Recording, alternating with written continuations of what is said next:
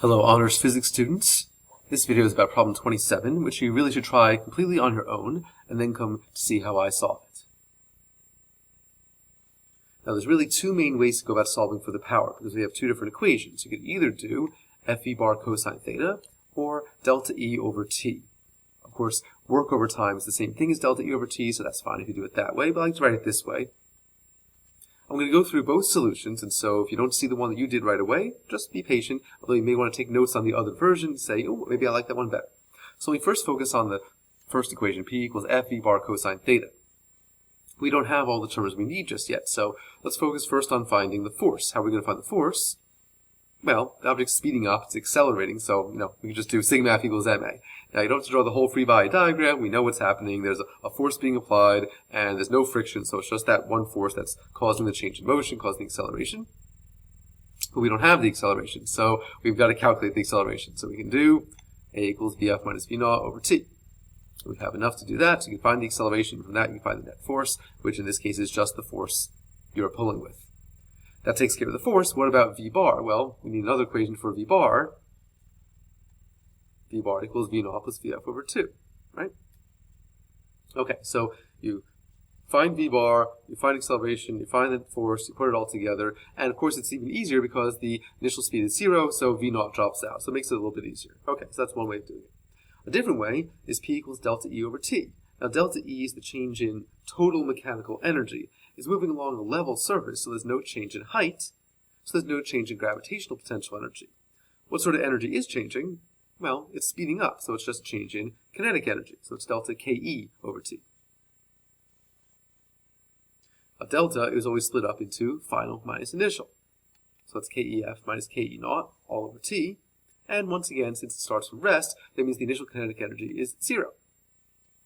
Substituting the equation in for kinetic energy, that's going to be 1/2 mvf squared over t. You have the final speed, you have the mass, you have the time. This might be a bit of a more straightforward way of doing it, whereas the other way required a couple steps. I'm just going to give you a couple checkpoints along the way to make sure you're on the right track.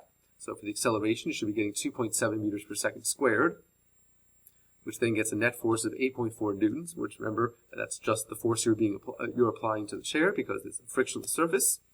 And v bar should be 1.9 meters per second. So putting that all together, we should be getting 8.4 newtons times 1.9 meters per second times cosine of 0 degrees. We'll assume that you're pulling in the same line as the motion, so that's a 0 degree angle between them. If instead you're doing the other version, it's just 1/2 times 3.1 kilograms times the final speed of 3.8 meters per second, square it, all over 1.4 seconds.